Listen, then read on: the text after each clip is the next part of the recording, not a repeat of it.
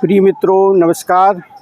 आज के सत्संग में संत ब्रह्मानंद जी का हम पद ले रहे हैं, जिसमें उन्होंने कहा कि वही व्यक्ति उस आनंदमय जीवन को प्राप्त करेगा जो हरि का सुमिरन करेगा। तो ध्यान से सुनिएगा। जो भजे हरि को सदा सोई परम पद पाएगा। जो भजे हरि को सदा सोई परम पद पाएगा। देह के माला तिलक अरु छाप नहीं किसु काम के। देह के माला तिलक अरु छाप नहीं किसु काम के। प्रेम भक्ति के बिना नहीं नाथ के मन भाएगा। जो भजे हरि को सदा सोई परम पद पाएगा। दिल के दर्पण को सफा कर, दिल के दर्पण को सफा कर, दूर कर अभिमान को, दूर कर अभिमान को। खाक हो गुरु के कदम की तो प्रभु मिल जाएगा। जो भजे हरि को सदा सोई परम पद पाएगा। छोड़ दुनिया के मजे सब बैठ कर एकांत में, ध्यान धर हरि के चरण का फिर जन्म जन्म नहीं आएगा। जो भजे हरि को सदा सोई परम पद पाएगा। दृढ़ भरोसा मन में करके जा जपे हरि नाम को। दृढ़ भरोसा मन में करके जा जपे हरि नाम को। कहता है ब्रह्मानंद, ब्रह्मानंद बीच समाएगा। जो भजे हरि को सदा सोई परम पद पाएगा। जो भजे हरि को सदा सोई परम पद पाएगा। संत कहते हैं कि हरि को जो सुमिरन करेगा वही परम पद को, यानी परम आनंदमय जीवन को, तो वही उपलब्ध हो सकता है जो परमात्मा का सुमिरन करेगा। देह के माला तिलक, देह में शरीर में हम माला पहन लें, टीका तिलक लगा लें और जो भी बाहर आभूषण हैं उनको धारण कर लें, तो इससे क्या बात बनेगी क्या भाई? नहीं। जीवन की सच्चाई ये है कि हमें अंदर के जो हमारा मन शरीर है, जो हमारा आंतरिक भाव है, उसको बदलना है। उसमें हमें हरि सुमिरन करना है। इसलिए कहते हैं कि माला फेरत युग गया, फिरा न मन का फेर। कर से मन का डार के, मन से मन का फेर। हम अपने भाव के साथ, मन के साथ जुड़कर हरि का सुमिरन करेंगे तब बात बनेगी भाई। बाहरी साधन इसमें कोई उपयोगी नहीं है। प्रारंभ में ये ठीक है, लेकिन आंतरिक भाव तो हमारा तभी सुदृढ़ होगा जब वास्तव में हम हृदय से उसको स्वीकार कर लेंगे और अंदर के भाव से जुड़ जाएंगे, तो परम पद को उपलब्ध हो सकते हैं। कहते हैं देह के माला तिलक अरु छाप नहीं किस काम के। ये किसी काम के नहीं है भैया, ये बाहरी वस्तुएं हैं। प्रेम भक्ति के बिना नहीं नाथ के मन भाएगा। असली बात प्रेम की है, असली बात उस हृदय की है जिसमें परमात्मा छुपा हुआ है। वो तो हर बात हमारी जानता है। कोई ऐसा तो है नहीं कि भैया वो कोई बहुत दूर है उसको फ़ोन करें, वो देखने आए, उनके सेवादार हमसे मिले तब पता चलेगा। नहीं, दिल के बीच में वो विराजमान है और जो भाव हमारे अंदर उठता है वो समझ लेता है। उठने से पहले वो पूर्व बात को जान लेता है, क्योंकि जो हमारी परावाणी है उसी जगह वो विद्यमान है, वही हृदय में वो बसने वाला है। वही मना स्थिति से अभिव्यक्ति जो भाव होता है वो सब जान लेता है। इसलिए मित्रों, इस बात को समझदारी से स्वीकार करो।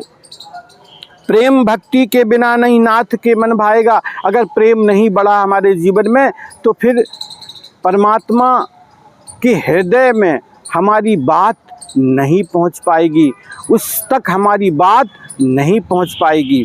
इसलिए हमें चाहिए कि हम अपने भाव को जानें और साक्षी में उतर कर देखते चलें कि हम कर क्या रहे हैं। इस बात की भूमिका हमें स्वयं निर्धारित करनी पड़ेगी। कोई दूसरा जिम्मेदार नहीं है हमारी बात को स्पष्ट करने के लिए, न कोई हमारा मूल्यांकन करके हमें बताएगा कि भैया आप ठीक हो या बेठीक हो, सही हो या गलत हो। इस बात को समझना पड़ेगा हमें, हम स्वयं जिम्मेदार हैं।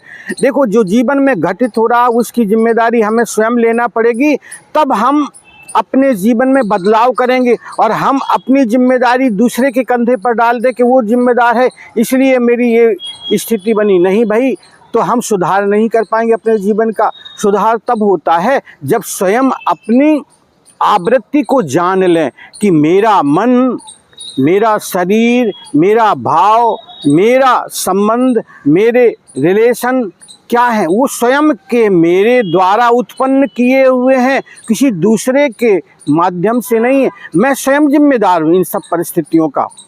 तो हमें समझना पड़ेगा, अपने विवेक का आदर करना पड़ेगा भाई, बात तब बनेगी। तो कहते हैं दिल के दर्पण को सफा कर दूर कर, हमारा जो ईगो है, अहंकार है, उसको हमें दूर करना पड़ेगा और तब हृदय हमारा निर्मल बनेगा। और निर्मलता की बात भगवान स्वयं कहते हैं, श्री राम जी कहते हैं कि निर्मल मन जन सो मोहि पावा, मोह कपट छल छिद्र न भावा। मुझे कपट और जो अन्वेषण करते हैं, व्यर्थ की बातों का तर्क करते हैं, द्वेष की बात रखते हैं, वो मुझे अच्छा नहीं लगता है। भगवान कहते हैं वो जिसका हृदय अंतःकरण निर्मल है, जिसमें सहजता आ गई है, वो व्यक्ति मुझे अच्छा लगता है। तो भक्ति का तो ये बहुत बड़ी बात है। और भक्ति यानी प्रेम अंतिम पराकाष्ठा है।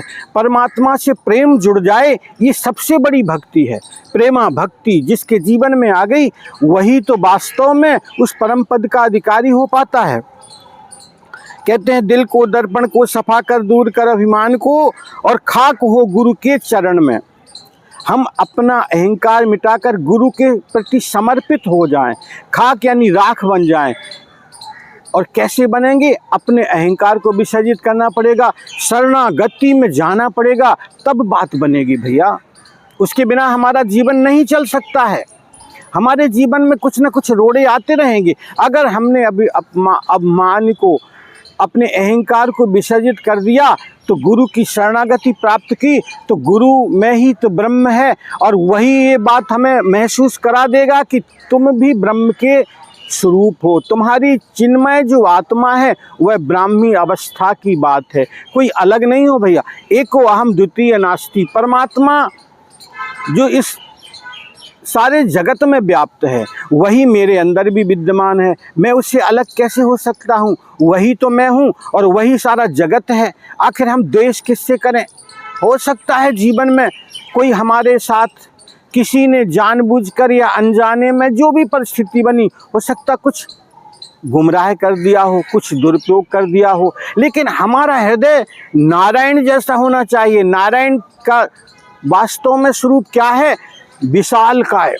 उनका स्वरूप है समुद्र जैसा, इतनी गहराई है, इतना विशाल है, सागर जितना है उनका हृदय, उसमें सब कुछ जाता है।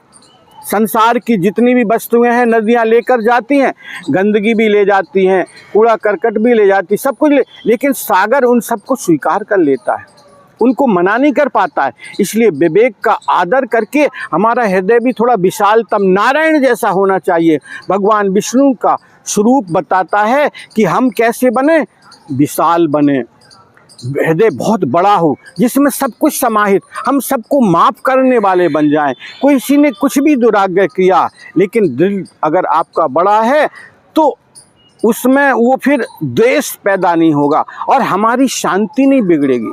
वास्तव में दूसरे का अच्छा हो ना हो उसकी बात नहीं है, लेकिन मेरा हृदय तो ना खराब हो। मैं गुस्सा करूं, अविवेकमय भाषा बोलूं तो क्या होगा? मेरा हृदय ही तो अशांत हो जाएगा। देखो, अगर पकवान बनाते हैं तो पकवान बनाने वाला जो कढ़ाई है, कुकर है, वो पहले गर्म होगा, बाद में वस्तुएं पदार्थ गर्म हो पाती है, तब सब्जी बन पाती है भाई। तो मैं अपने हृदय को क्यों खराब करूं? दूसरे को बुरा बोलने के लिए मैं अपने हृदय में अशांति क्यों पैदा करूं? ये भी एक परिस्थिति को हम ऊपर उठ करके, सुख और दुख दोनों जीवन के परम तत्व हैं, आएंगे ही, उसको नहीं बदल सकते, लेकिन हम दोनों से ऊपर उठकर स्वयं साक्षी की भूमिका में उतरकर उस आनंदमय भाव को जान लें भाई, तो बात बन जाएगी। तो छोड़ दुनिया के मजे सब बैठकर एकांत में, कहते हैं संत के भैया सारे संसार की जो हम सोचते हैं कि इसमें आनंद है, उसमें मजा है, इन सबको छोड़ दें और क्या करें, एकांत में उस हरि का सुमिरन करें। ध्यान धर हरि के चरण का, फिर जन्म नहीं पाएगा। और हम फिर भगवान का सुमिरन करें, उसका ध्यान के भाव में डूबें, तो शांति को उपलब्ध हो जाएंगे। दृढ़ भरोसा मन में करके जा जपे हरि नाम को। दृढ़ भरोसा करें, हम परम विश्वास हो हमारे जीवन में, उसमें कोई डिगा ना पाए, हमें अस्थिर ना बना पाए, तो क्या होगा, हरि नाम का जब सुमरन करेंगे तो कहते हैं ब्रह्मानंद, तो ब्रह्मानंद बीच समाएगा। ब्रह्मानंद संत जी कहते हैं, महाराज संत महाराज कहते हैं कि फिर तुम ब्रह्म के आनंद में डूब जाओगे, उसी में समाहित हो जाओगे। और वास्तव में जैसे जल में मछली है, हम भी उस परमात्मा में, सहज ब्रह्म में हम समाहित तो हैं, लेकिन ये अनुभव हमारे जीवन में अगर आ गया तो फिर कोई टेंशन की बात नहीं, फिर तो परम आनंद में जी रहे हैं। और अगर नहीं आ पाया तो उसको जानें, हम उस स्थिति में, हम उस भाव में डूबे हुए हैं। ये सारी समष्टि के अंदर उस ब्रह्म की सत्ता को हम जानकर आनंद में जिएं। मित्रों, इस बात को हमें समझना पड़ेगा। हरि ओम तत्सत।